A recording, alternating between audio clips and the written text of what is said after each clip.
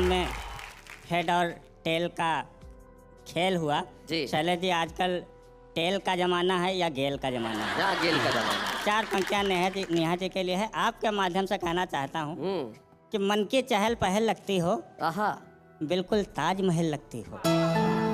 कोई तुमसे गजल सुने क्यों, खुद ही एक गजल लगती है। शैलेश जी, आजकल देश में जो है 2 चीज़ें बहुत होती हैं जी। या तो क्रिकेट का बहुत महत्व है, दूसरा उल्लू का बहुत महत्व है। हाँ, और दोनों ही बहुत इम्पोर्टेंट हैं। जी जी जी। उल्लू हमारे देश का सबसे महत्वपूर्ण प्राणी होता है, रात में जागता है। हमारा घर जो धन धान्य होता है उल्लू के ही माध्यम से होता है। तो पहले मैं 4 पंक्तियों से उल्लू की चरण वंदना करना चाहता हूँ, यानी कि राष्ट्र की वंदना करना चाहता हूँ। एक भारतीय उल्लू को लकवा मार गया। हाँ। लकवा को हिंदी में पैरालिसिस कहते हैं। जी जी। और उल्लू भारत में ही पाए जाते हैं। जी जी, दिख भी रहा है। जी। उल्लू भारत में पाए जाते हैं, विदेशों में आउल होते हैं। शैलेश जी, हाँ हाँ, बात सही है बिल्कुल भाई। तो इसको ध्यान में रखा कि एक भारतीय उल्लू को लकवा मार गया, टेढ़ा होते होते यमलोक सिधार गया। आहा, यमराज ने उल्लू का खाता उठाया, काफी देर तक जोड़ा घटाया, फिर यमदूतों को आवाज लगाई, ये गलत उल्लू कहाँ से उठा लाए भाई?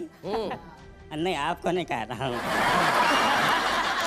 यह गलत उल्लू कहाँ से उठा लाए भाई? फौरन इसका लकवा हटाओ, सीधा करके इसे वापस इंडिया पहुंचाओ। अब यमदूत बोले, हुजूर लकवा तो हट जाएगा, पर टेढ़ापन तो जाते जाते जाएगा। क्या बात है, क्या बात है। यह सुनकर उल्लू बोला, हुजूर चिंता मत कीजिए, मुझे तो बस जाने की आज्ञा दीजिए।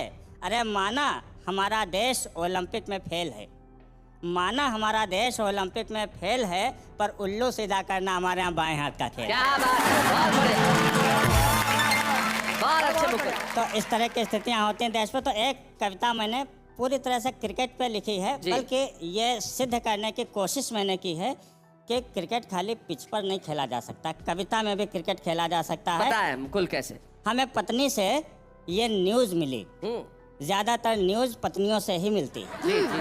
देश का सबसे बड़ा न्यूज़ चैनल पत्नी ही होती है। मैं तो मेरे एक दोस्त ने मेरे को पूछा एक बार कि यार मुझे पूरे शहर को एक खबर देनी है, कम से कम समय में कैसे दूं? मैंने कहा अपनी पत्नी को बता दे।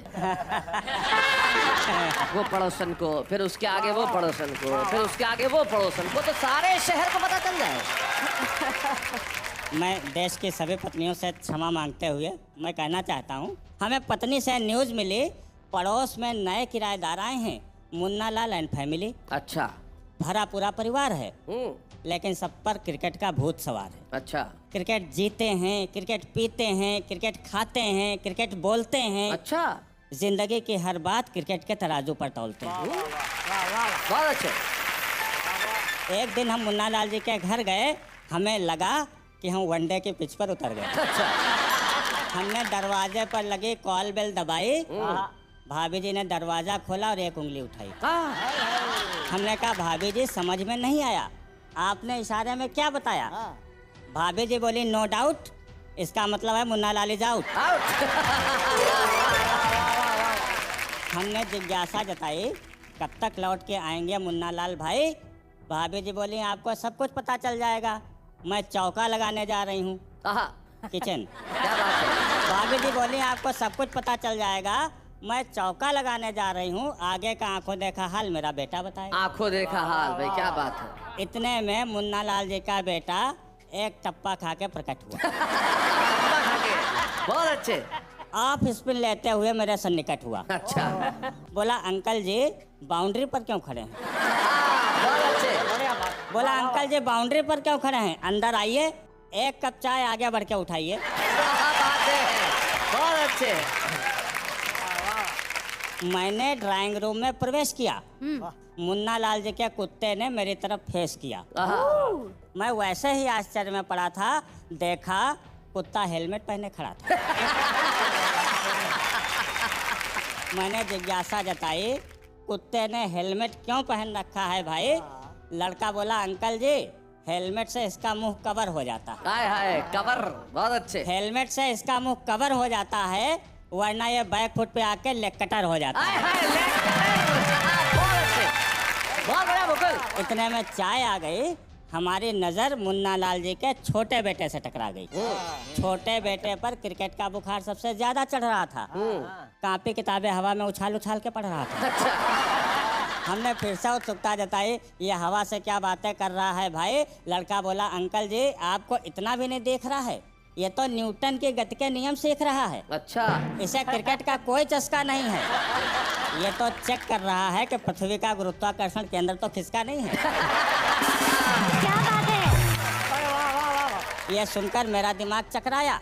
मैं किसी 12वें खिलाड़ी की तरह वापस पवेलियन आया। क्या बात है। अगले दिन मुन्ना लाल जी टकराए। हमने उन्हें उनके घर के क्रिकेट के सारे वाक़ये बताए। मुन्ना लाल जी बोले, महान जी आपका कहना 100% करेक्ट है, लेकिन क्रिकेट का पूरे देश पर साइड इफेक्ट है। लेकिन क्रिकेट का पूरे देश पर साइड इफेक्ट है, और साइड इफेक्ट क्या है कि लॉन्ग ऑन नेता 60 लेग पर पड़े हैं। वाह वाह वाह, बहुत अच्छे, बहुत बढ़िया।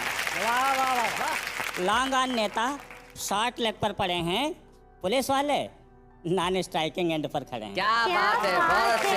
पुलिस वाले नॉन स्ट्राइकिंग एंड पे खड़े हैं। नैतिकता कुटिलता का पावर प्ले सह रही। क्या बात है भाई, वाह, बहुत बढ़िया, बहुत अच्छा मुकुल, बहुत अच्छा। नैतिकता कुटिलता का पावर प्ले सह रही है, और बेरोजगारी गेल के छक्कों की तरह बह रही है। क्या बात है, वाह वाह, बहुत बढ़िया। और गरीबी विकेट की तरह गड़ी है, और आम जनता वो तो थर्ड मैन पर पड़ी है। क्या बात है भाई, वाह। और अर्थव्यवस्था काट एंड बोल्ड हो गई। अर्थव्यवस्था कॉटन बोल्ड हो गई है। क्या बात है, वाह वाह, बढ़िया बात है मुकुल, बहुत अच्छा। अर्थव्यवस्था कॉट एंड बोल्ड हो गई है, और ईमानदारी बोल्ड हो गई है। हाय हाय हाय, क्या बात है। तो मित्र, यही है क्रिकेट का लोकतांत्रिक चित्र। बुरा मत मानिएगा बताते हुए खल रहा है, पर आजकल हमारा देश किसी थर्ड अंपायर के भरोसे चल रहा है। क्या किसी बात है, थर्ड वाह अंपायर वाह के वाह। भरोसे।